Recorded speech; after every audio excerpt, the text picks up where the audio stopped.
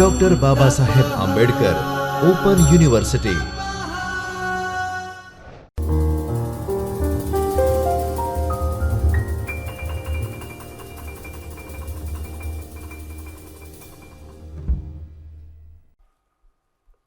A very pleasant good afternoon who is currently watching to me. I Pragati Kachi and I welcome you all at Chaitanya Studio at Dr. Baba Saheb Ambedkar Open University. So friends, we are on a lecture series of Principle of Management. Previous video में हमने management के बारे में समझा था, management क्या होता है, मैनेजमेंट के कैरेक्टरिस्टिक्स क्या होते हैं, फीचर्स क्या होते हैं, मैनेजमेंट को साइंस क्यों बोलते हैं, आर्ट्स क्यों बोलते हैं और प्रोफेशन क्यों बोलते हैं। आज के वीडियो में जो हम डिस्कशन करने जा रहे हैं that belongs from 101 that is principle of management, block number 1 introduction to management, unit 3 history of management. So let's begin from the first slide. History of management की अगर हम बात करें तो कोई भी मैनेजमेंट हो, either it's belong from personal life और प्रोफेशनल लाइफ, कोई भी पर्सन स्टार्टिंग से या बाय बर्थ मैनेजमेंट के प्रिंसिपल सीख कर नहीं आता है। The person who have gotten lots of experience from the personal life और professional life, they understand the value of the management. तो मैनेजमेंट क्या होता है, हमने प्रीवियस लेक्चर में समझा था, मैनेजमेंट इज अ प्रोसेस जिसमें प्रॉपर प्लानिंग की जाती है, ऑर्गेनाइजिंग की जाती है, स्टाफिंग, कंट्रोलिंग, बहुत सारे फंक्शंस थे जो कि इंक्लूडेड होते हैं, जिनको हमको सिस्टमैटिक तरीके से स्टेप बाय स्टेप परफॉर्म करना होता है। तो ये सारी चीज़ें हमने मैनेजमेंट में जानी थी। ऑलराइट, तो आज की वीडियो में हम ये जानेंगे कि मैनेजमेंट जो टर्म है ये कहाँ से आया, क्या मैनेजमेंट की अप्रोचेस जो आज के सिनेरियो में प्रोफेशनल बॉडीज फॉलो करती हैं, क्या ये स्टार्टिंग से थी, या फिर ऐसा कौन सा पर्सन था जिसने मैनेजमेंट के ऊपर रिसर्च करके अपने प्रिंसिपल्स बनाए और उन्होंने कंपेयर किया कि किस मेथड को आपको फॉलो करना है। तो let's begin from the first slide. हमारे कुछ लर्निंग ऑब्जेक्टिव्स हैं जो हम कंप्लीट करेंगे after completing this lecture, that would be the history of management. हम हिस्ट्री को समझेंगे कि किस सिनेरियो के बाद मैनेजमेंट की कौन सी थ्योरी आई और किस थ्योरी में हमारे यहाँ के साइंटिस्ट ने क्या बोला है। क्लासिकल स्कूल के बारे में समझेंगे, that is a classical approach of management. Behavioural school के बारे में समझेंगे, दैट इज़ अ हमारा bureaucratic system of management. Management school के बारे में समझेंगे और कब कहाँ पर कौन सी थ्योरी एप्लीकेबल होती है, ये सारी चीज़ें हम आज की वीडियो में डिस्कशन करेंगे। तो हम फर्स्ट स्लाइड से स्टार्ट करते हैं, that is a history of management. History का मतलब क्या होता है, history is a systematic record, past में क्या हुआ, राइट, क्या सीक्वेंस था, क्रोनोलॉजिकल ऑर्डर में लोगों ने अपने थॉट प्रोसेस को कैसे डेवलप किया, या एक्शन में वो कोई भी चीज़ कैसे कैसे लेकर आते हैं, उसको क्या बोलते हैं, हम हिस्ट्री बोलते हैं। The reason behind the study of management. अब मैनेजमेंट की हिस्ट्री पढ़ना क्यों ज़रूरी है, हमें मैनेजमेंट की हिस्ट्री पता होना चाहिए because we can gather the idea about how today's organizations are evolved or working। हमें ये डिफरेंस समझ में आना चाहिए कि उस सिनेरियो में जिस पर्सन ने जो थ्योरी दी थी मैनेजमेंट के अबाउट, क्या उसी पैटर्न में आज भी हमारे ऑर्गेनाइजेशन वर्क कर रहे हैं कि ऑर्गेनाइजेशन डेवलप्ड हो चुके हैं। To learn about the mistakes done in a past, हर इंसान चाहे वो आर्टिफिशियल पर्सन हो या फिर नेचुरली बॉर्न पर्सन हो या फिर कोई भी ऑर्गेनाइजेशन हो, हमेशा क्या होता है, अपनी गलतियों से सीखता है। To understand about how different theories are developed, हमें क्रोनोलॉजिकल ऑर्डर में ये पता होना चाहिए कि किस सेंचुरी में किस पर्सन ने मैनेजमेंट की कौन सी थ्योरी दी है और वो थ्योरी 100% एप्लीकेबल है, एप्रोप्रिएट है कि नहीं है। So let's start with the history of management. History of management को समझने के लिए हम इस फ्लो चार्ट को समझेंगे। हमारा फ्लो चार्ट क्या बोलता है, there are two types of approach, first one is a classical, second one is a contingency. Classical approach के अंदर बहुत सारी थ्योरीज है, for example scientific management theory, administrative management theory, systematic approach theory, human relation theory and bureaucracy. Bureaucracy and democracy term आप सभी लोग familiar होंगे। Bureaucracy का मतलब होता है डू इज डायरेक्टेड, आपको जैसा डायरेक्शन दिया गया है, जो रूल्स एंड पॉलिसीज बनाई है, आपको उसी के दायरे में रहकर क्या करना है, काम करना है। लेकिन डेमोक्रेसी में क्या होता है, म्यूचुअल अंडरस्टैंडिंग होती है। For example we all are citizenship of India, और हमारा इंडिया क्या है, डेमोक्रेटिक कंट्री है जिसमें सजेशंस एंड डायरेक्शन म्यूचुअल होते हैं। ऐसा नहीं है कि हमने जो बोला है आपको सिर्फ काम वैसे ही करना है। एक सुपीरियर अथॉरिटी को सबऑर्डिनेट अथॉरिटी भी सजेशन दे सकती है, और उसका सुपीरियर पर्सन अगर सबऑर्डिनेट की बात सुनता है, उसके सजेशंस को सुनता है, अप्लाई करता है, तो हम ऐसे ऑर्गेनाइजेशन को क्या बोलते हैं, ऑटोक्रेटिक नहीं बोलते हैं, ना ही ब्यूरोक्रेटिक बोलते हैं, हम उसे बोलते हैं democratic. The main difference between bureaucratic and autocratic and democratic is parallel decision making authority, suggestions and mutual understanding. So हम स्टार्ट करेंगे साइंटिफिक मैनेजमेंट थ्योरी से, लेकिन उसके पहले हमें समझना पड़ेगा कि क्लासिकल अप्रोच के साथ जो अप्रोच आई है जिसको हम बोलते हैं कॉन्टिजेंसी अप्रोच, उसमें क्या क्या लिखा हुआ है या फिर किस मेथड को वो फॉलो करते हैं। तो first one is a quantitative approach, second one is a system theory, third one is a organisational behaviour, fourth one is a contingency theory. Organisational behaviour term से आप लोग सभी फेमिलियर होंगे। ऑर्गेनाइजेशन का मतलब क्या होता है, a systemic body of structure to achieve a common goal with too many peoples. Okay, contingency का मतलब होता है कि आप किसी एक सिस्टमेटिक पैटर्न को फॉलो करते हो, आपके कुछ आइडियल्स हैं।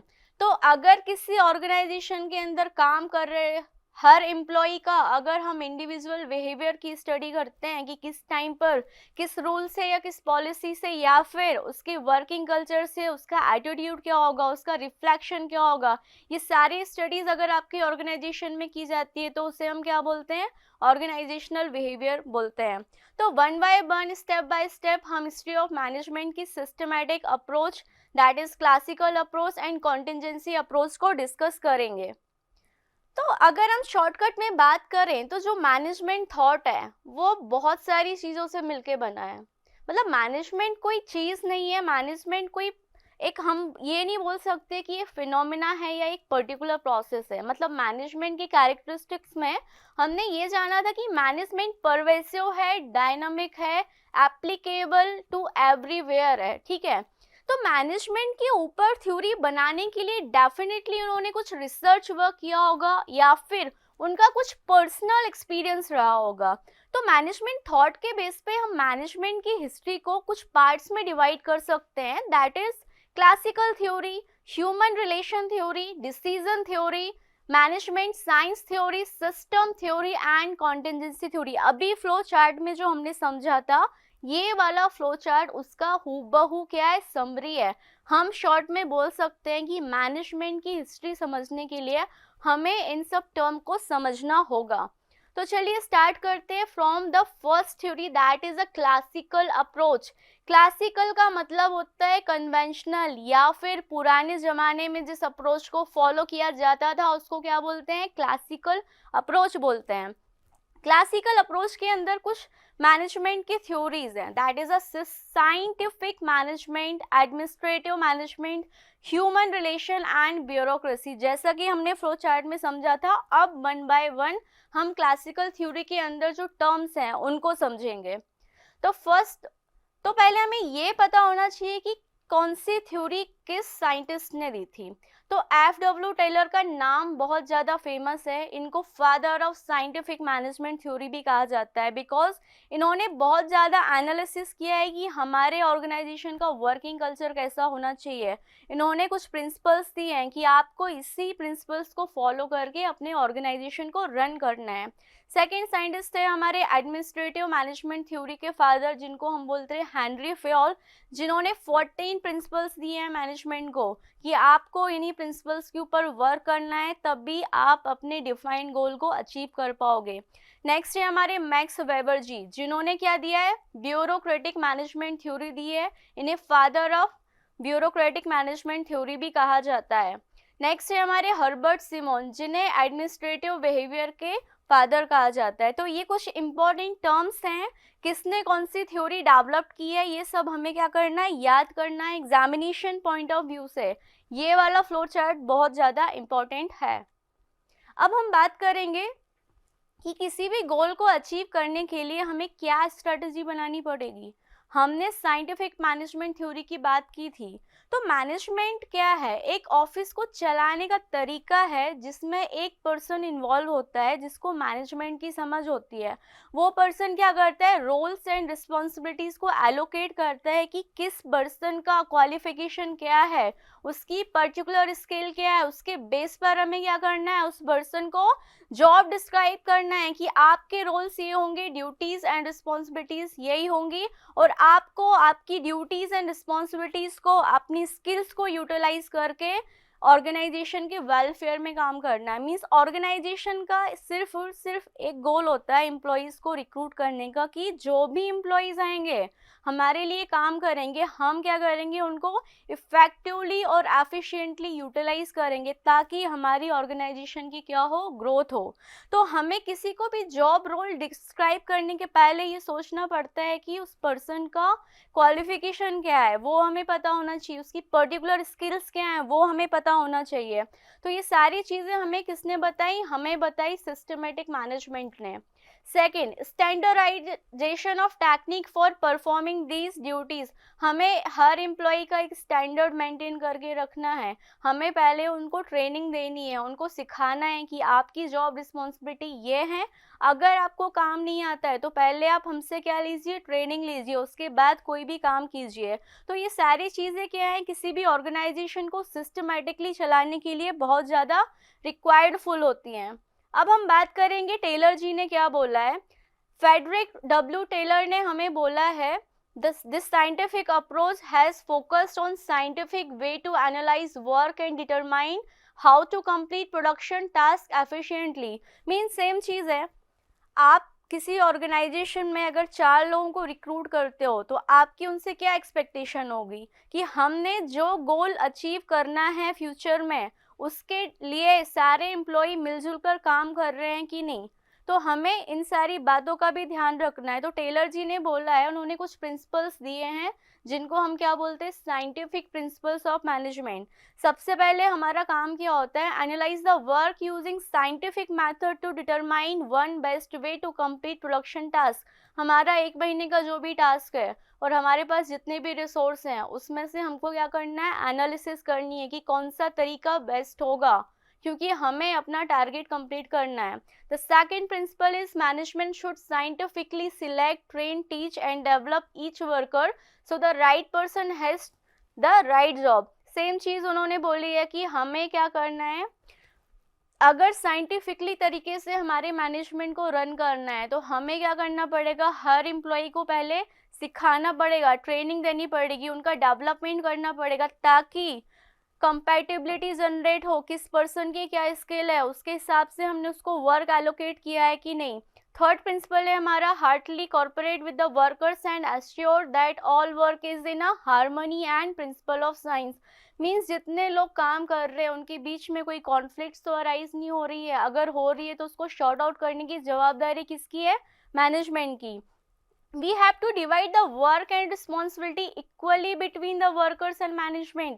किसी भी ऑर्गेनाइजेशन में अगर आप डेमोक्रेसी को फॉलो करते हो तो उसका मतलब ये होता है कि मैनेजमेंट प्लस वर्कर्स और एम्प्लॉयज़ को साथ में मिलकर काम करना है। आपका सुपीरियर पर्सन ऐसा नहीं कर सकता कि सारा काम उनके एम्प्लॉयज़ को सौंप दे और वो इंसान बैठ के सिर्फ ऑब्जर्व करे, वो काम सुपरवाइजर का होता है। तो management and workers and employees को कितना क्या काम करना है उसमें फेयरनेस होनी चाहिए। आप अपना काम किसी को अननेसेसरी असाइन नहीं कर सकते हो। अब हम बात करेंगे the components of a system approach theory of management. कोई भी थ्योरी हम बनाते हैं मैनेजमेंट की तो डेफिनेटली उसके कुछ क्या होते हैं, कंपोनेंट्स होते हैं। तो अगर हम इसको थोड़ा सा टेक्नोलॉजिकल वे में सोचना चाहें तो हम कैसे सोचेंगे कि हमारे मन में एक थॉट आया कि हमें ये पर्टिकुलर गोल अचीव करना है for a particular time of Spain.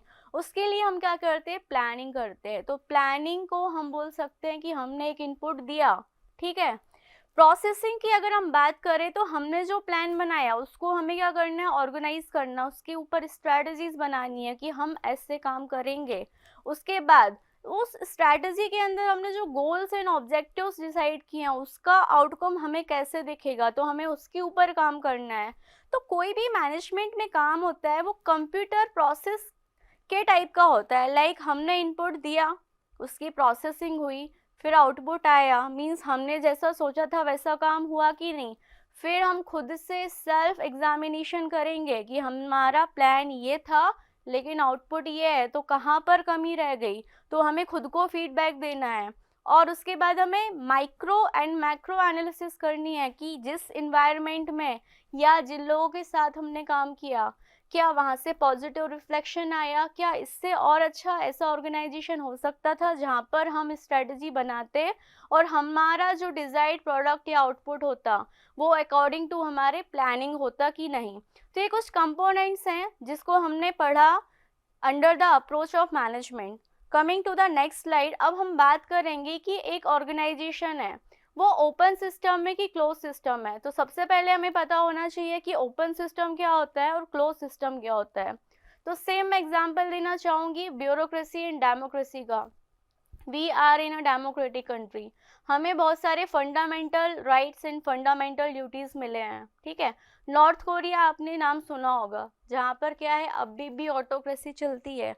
उस कंट्री में डेमोक्रेसी का डी भी किसी को नहीं आता। वो लोग फुल्ली ब्यूरोक्रेटिक कंट्री है जहाँ पर डू एज डायरेक्टेड सिस्टम चलता है, आपको सिर्फ उतना ही काम करना है जितना हमने बोला है। वहाँ पर रिवार्ड एंड पनिशमेंट वाला सिस्टम चलता है। अगर आपने सुपीरियर अथॉरिटी के अंदर रहकर अच्छे से काम किया तो आपको रिवॉर्ड मिलेगा, अगर आप काम अच्छा नहीं कर सकते तो आपको फायर कर दिया जाएगा। तो ये डिफरेंस है open system and close system पे। ओपन सिस्टम में फ्री एग्जिट होता है, फ्री एंट्री होती है, आपके ऊपर कोई भी मेंटली बर्डन नहीं होता या फिर आपके ऊपर कोई भी रिस्ट्रिक्शन नहीं होता है, ठीक है। जैसे अगर हम input processing and output process की बात करें तो इनपुट देने के लिए हमारे पास कुछ रॉ मटेरियल्स होते हैं, कुछ ह्यूमन रिसोर्सेस होते हैं, कुछ कैपिटल होती है, कुछ टेक्नोलॉजी होती है और कुछ इन्फॉर्मेशन होती है। हम सिस्टम की बात कर रहे हैं, सिस्टम का मतलब है यहाँ पर ऑर्गेनाइजेशन।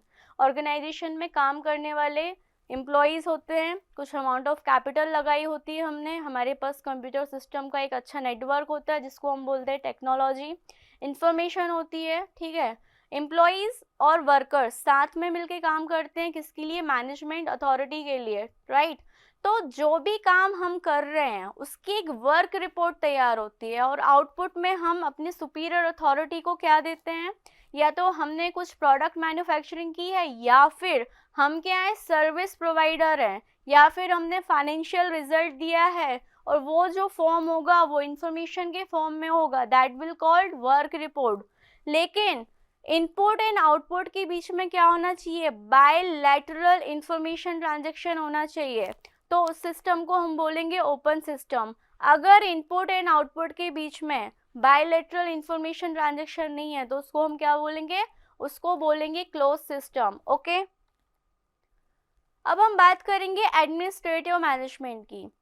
साइंटिफिक मैनेजमेंट में टेलर जी ने क्या बोला था, किसी भी एम्प्लॉय से अगर आपको काम करवाना है तो पहले आप उसका क्वालिफिकेशन चेक कीजिए, जो भी डिजिग्नेशन आप ऑफर करने वाले हैं वो उसके क्वालिफिकेशन से मैच करता है कि नहीं। अगर आपके एम्प्लॉय को काम नहीं आता है तो आपको पहले उसको ट्रेनिंग देनी है, उसको टीच करना है कि आपको इस तरीके से काम करना है। आई होप आपको साइंटिफिक मैनेजमेंट थ्योरी क्लियर हो गई होगी। अब हम बात करेंगे एडमिनिस्ट्रेटिव मैनेजमेंट थ्योरी की।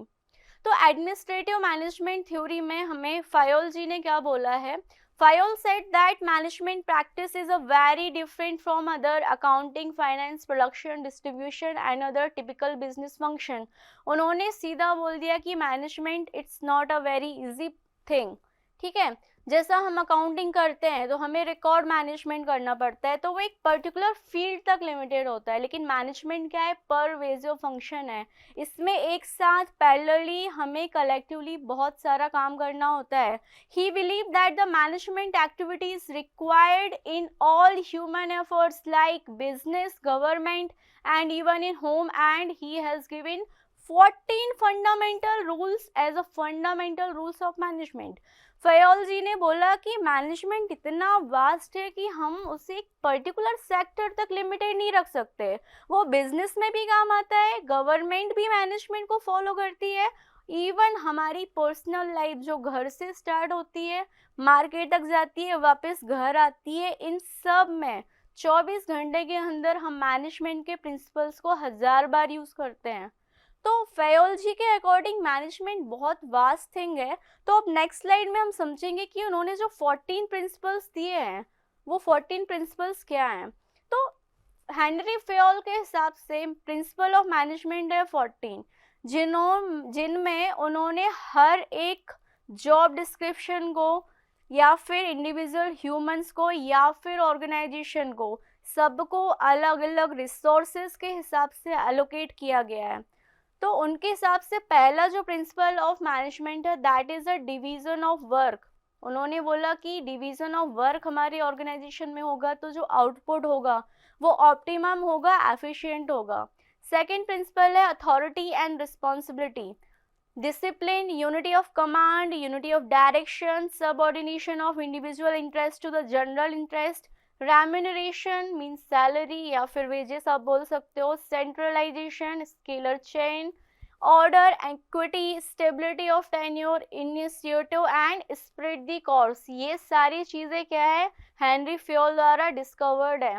मतलब उन्होंने एक ऑर्गेनाइजेशन से लेकर ऑर्गेनाइजेशन के अंदर जितने भी लोग काम करते सबके ऊपर क्या किया है, रिसर्च किया है। उसके हिसाब से उन्होंने एक समरी तैयार की है that is a calculative summary, जिसको उन्होंने क्या बोला है, प्रिंसिपल ऑफ मैनेजमेंट बोला है।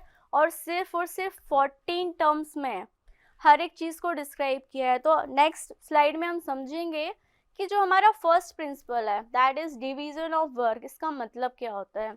For example there is a XYZ private limited company, right. उस कंपनी में मैन्युफैक्चरिंग भी होती है, सर्विसेज का काम भी होता है, राइट। तो मैन्युफैक्चरिंग के लिए उसके पास डेफिनेटली कुछ मशीन्स होंगी, फैक्ट्रीज होंगी और वहाँ पर काम करने वाले लोग अलग होंगे। अब उनका एक कॉर्पोरेट ऑफिस भी है जहाँ पर क्या है, सिस्टमेटिकली एडमिनिस्ट्रेटिव वर्क होता है, ठीक है। तो फैक्ट्री में जो लोग काम करते हैं उनकी स्किल्स अलग है, एडमिनिस्ट्रेशन डिपार्टमेंट में जो लोग काम करते हैं उनकी स्किल्स अलग है। तो अगर प्लेस अलग है, nature of duties, roles and responsibilities अलग हैं, तो आपको नहीं लगता कि हमें जो काम करवाना है उसके हिसाब से अलग अलग प्रकार के लोगों को रिक्रूट करना पड़ेगा। और जिन भी पर्सन्स को हम रिक्रूट करेंगे सबकी जॉब ड्यूटीज, जॉब रिस्पॉन्सिबिलिटीज अलग अलग होंगी। मीन्स हमने क्या किया, सीधी सी भाषा में अगर इसको समझे तो जिसकी जो स्किल्स थी उसके हिसाब से उसको काम बांट दिया, तो उसको हम बोलते हैं division of work. I hope आपको समझ में आया होगा। नेक्स्ट टर्म है हमारा अथॉरिटी। अथॉरिटी का मतलब क्या होता है, authority means to get the work done from others. जब हम दूसरों से काम करवाते हैं उसको हम बोलते हैं authority. To get the work done from others, manager need authority. It means they must have a right to take decision and give order. जब किसी पर्सन के पास डिसीजन लेने की अथॉरिटी आ जाती है और ऑर्डर देने का राइट आ जाता है तो इस टर्म को हम क्या बोलते हैं, ऑथोराइज्ड पर्सन, या फिर उस पर्सन को क्या मिल गई है, अथॉरिटी मिल गई है। इसको हम एग्जाम्पल के थ्रू समझेंगे। For example XYZ private limited company है, ठीक है। अगर हम बिजनेस स्ट्रक्चर की बात करें, ऑर्गेनाइजेशनल हायरार्की की बात करें, तो सबसे सुपीरियर अथॉरिटी में वो लोग आएंगे जो XYZ प्राइवेट लिमिटेड के फाउंडर है, मींस CEO, डायरेक्टर, प्रमोटर। उसके नीचे आएंगे डिपार्टमेंटल मैनेजर, उसके अंदर आएंगे सबऑर्डिनेट, नॉर्मल एम्प्लॉयज, और उसके नीचे आएंगे ऑपरेशनल लेवल मैनेजमेंट के लोग, लाइक सेल्समैन हुआ, क्लर्क हुआ। तो ऊपर से जो भी ऑर्डर आता है, ऑर्डर बनाने की अथॉरिटी किसको होती है, अपर लेवल ऑफ मैनेजमेंट को होती है। लेकिन वही राइट्स किसके पास नहीं होते, ऑपरेशन लेवल मैनेजमेंट में काम कर रहे लोगों के पास नहीं होते। तो अथॉरिटी का मतलब क्या होता है, जब किसी पर्सन के पास डिसीजन लेने की कैपेबिलिटीज एंड ऑर्डर देने का राइट आ जाता है, उस टर्म को हम बोलते हैं अथॉरिटी। नेक्स्ट टर्म है हमारा डिसिप्लिन। डिसिप्लिन का मतलब होता है कि अपने आप में आपने क्या टास्क बनाए हैं और विद इन अ टाइम आप उसको कैसे एग्जीक्यूट कर रहे हो। लेकिन ऑर्गेनाइजेशनल स्ट्रक्चर में डिसिप्लिन का मतलब होता है कि जो भी एम्प्लॉयज़ हैं वो ऑर्गेनाइजेशन द्वारा बनाए गए रूल्स पॉलिसीज़ को फॉलो करें और उस दायरे के अंदर रहकर काम करें, कोई भी प्रकार का वायलेशन ना करें, उसको हम बोलते हैं डिसिप्लिन। यूनिटी ऑफ कमांड की बात करें तो every employee must receive order from one superior only ऐसा नहीं है कि अलग अलग डिपार्टमेंट के अलग अलग एचओडीज हैं, लेकिन कंबाइनली उनके ऊपर भी एक एचओडी होता है। तो unity of command mean superior authority जो भी काम असाइन करता है वो बंदा एक होना चाहिए। उससे क्या होगा, यूनिफॉर्मिटी रहेगी। फॉर एग्जांपल टाटा कंपनी की अगर हम बात करें, एक एजीएम ऑर्गेनाइज हुई, रतन टाटा जी आए, उन्होंने बोला कि हमारी कंपनी का जो मार्केट शेयर है वो 4% से बढ़ना चाहिए। तो he was the superior authority, वो तो स्टेटमेंट देकर चले गए कि 4% से हमें क्या करना है, मार्केट शेयर बढ़ाना है। तो वो मार्केट शेयर कैसे बढ़ेगा, उसके लिए स्ट्रेटजी बनाने वाले क्या होंगे, मैनेजर्स होंगे। लेकिन वो काम क्या कर रहे हैं, जो रतन टाटा जी बोल कर गए हैं। तो यूनिटी ऑफ कमांड का मतलब होता है जो भी ऑर्डर आपको मिल रहा है वो एक सिमिलर पर्सन से मिलना चाहिए। अब हम बात करेंगे यूनिटी ऑफ डायरेक्शन की। हर ऑर्गेनाइजेशन के पीछे एक गोल होता है। फॉर एग्जांपल टाटा कंपनी की अगर हम बात करें तो उनका गोल क्या है कि हमें एथिक्स को फॉलो करते हुए बिजनेस ग्रो करना है। वहीं अगर हम रिलायंस इंडस्ट्री की बात करें तो वो क्या बोलते हैं, हमें हमेशा मार्केट लीडर बनना है। साम दाम दंड भेद कुछ भी यूज़ करो, हमारी कंपनी प्रॉफिट मेकिंग होनी चाहिए। तो डायरेक्शन, यूनिटी ऑफ डायरेक्शन का मतलब है कि एक सिंगल प्लान हमने बनाया और उसी को हमें एग्जीक्यूट करना है। तो वही प्लान मैनेजर तक जाएगा, फिर वही प्लान मैनेजर से वर्कर्स तक जाएगा, ताकि सब लोग साथ में मिलके क्या करें, ऑर्गेनाइजेशनल ऑब्जेक्टिव को अचीव करें। नेक्स्ट टर्म है हमारा सब ऑर्डिनेशन ऑफ इंडिविजुअल, कि हमें क्या करना है, सुपीरियर एंड सबऑर्डिनेट दोनों को साथ में मिलकर काम करना है। हमें सुपीरियर पर्सन का भी इंटरेस्ट जानना है कि उसको किस तरीके से काम करना पसंद है। हम अगर सुपीरियर पर्सन है तो हम अपने सबऑर्डिनेट को डोमिनेट नहीं कर सकते हैं, हमें अपने सबऑर्डिनेट को भी प्रायोरिटी देनी है जितनी प्रायोरिटी हमें मिलती है। तो हमें साथ में मिलजुल कर काम करना है। नेक्स्ट टर्म है हमारा रेम्यूनरेशन। डेफिनेटली अगर कोई भी पर्सन आपकी ऑर्गेनाइजेशन पे काम कर रहा है तो या तो आप उसको सैलरी दोगे या तो आप उसको क्या पे करोगे, वेजेस पे करोगे। तो जो भी पेमेंट आप रिसीव करते हो, जिसके लिए आप काम कर रहे हो, तो उसको क्या बोलते हैं, हम रेम्यूनरेशन बोलते हैं।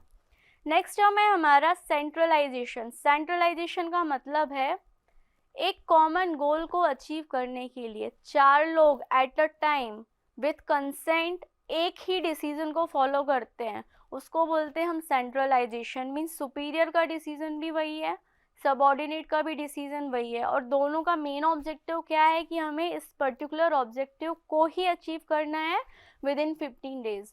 स्केलर चेन का मतलब होता है कि हमारे डिपार्टमेंट में 10 लोग काम कर रहे हैं, ठीक है, उसमें से एक पर्सन ऐसा है जिसका थोड़ा सा कम्युनिकेशन स्किल वीक है या फिर वो बहुत स्लो काम करता है। तो हमें क्या करना है, उसको भी साथ में ट्रेनिंग देनी है कि आप अपने आप की एफिशिएंसी कैसे बढ़ा सकते हो। हम उसको अकेला छोड़ के आगे नहीं बढ़ सकते, ये हमारी रिस्पॉन्सिबिलिटी है कि अगर 10 लोग हैं तो 10 लोग आगे बढ़े। इस टर्म को हम बोलते हैं स्केलर चेन। फिर हम बात करेंगे ऑर्डर की।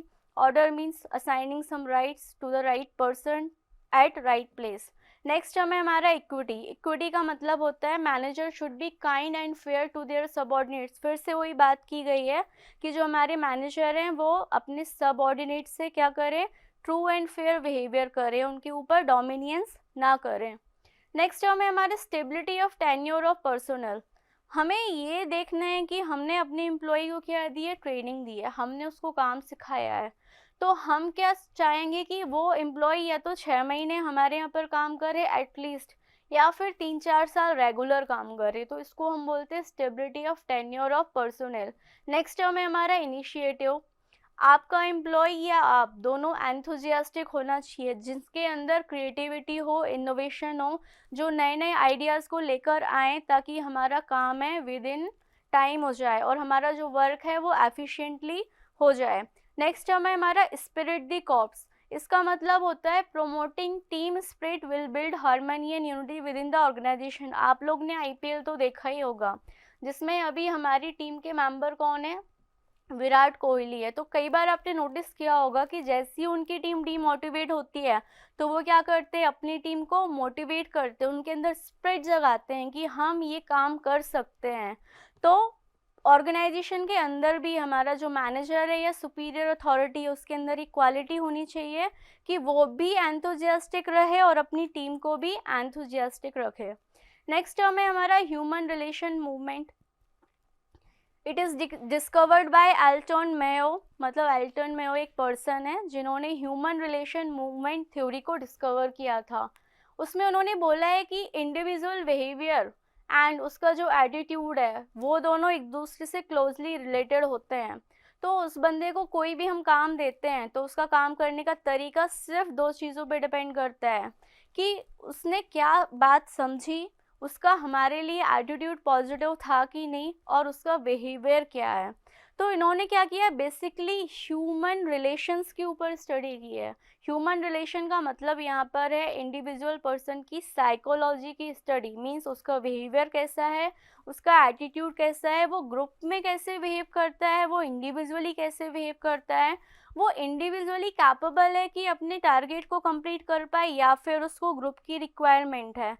तो ह्यूमन रिलेशन मूवमेंट में बेसिकली इंडिविजुअल ह्यूमन बिहेवियर की स्टडी की गई है, उसको कैसे कंफर्ट जोन देकर उससे काम कराना, ये सारी बातें डिस्कस की गई हैं। उसके बाद हम बात करेंगे कॉन्टीजेंसी अप्रोच की। कॉन्टीजेंसी अप्रोच में क्वालिटी एंड क्वांटिटी को फोकस किया गया है। उसमें बताया गया है कि अगर आपको मैक्सिमम आउटपुट चाहिए किसी भी एम्प्लॉई से तो आपको क्या करना पड़ेगा, उसके इंटरेस्ट लेवल के बारे में भी सोचना पड़ेगा। ओके, मैनेजमेंट में हमने ये समझा कि अगर हम किसी भी एम्प्लॉय को रिक्रूट करते हैं for any kind of work तो हम उससे किन किन तरीक़ों से काम करा सकते हैं। लाइक अगर हमें कन्वेंशनल मेथड फॉलो करनी है तो उसका आउटपुट क्या होगा, हमको बिहेवियर अप्रोच फॉलो करनी है तो उसका आउटपुट क्या होगा, हम अगर कॉन्टीजेंसी अप्रोच के थ्रू जाते हैं तो उसका आउटपुट क्या होगा।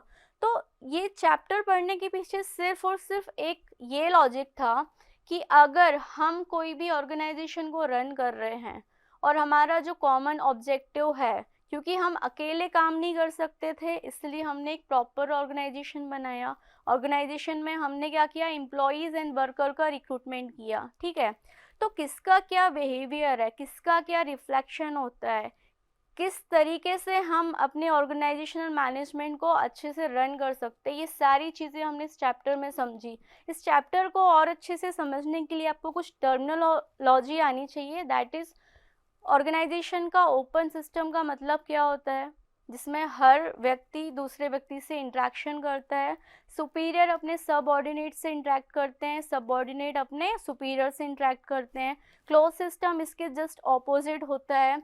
तो हमने जो अभी टॉपिक समझा उसके पीछे सबसे बड़ा लॉजिक क्या था कि हमारा जो ऑर्गेनाइजेशन है या उसका जो कॉमन ऑब्जेक्टिव है जिसके लिए हमने एम्प्लॉयज़ हायर किए हुए हैं, सबको साथ में मिलकर काम कैसे करना है, हमको किस मेथड को फॉलो करना है, ये सारी चीज़ें हमने इस लेक्चर में समझी।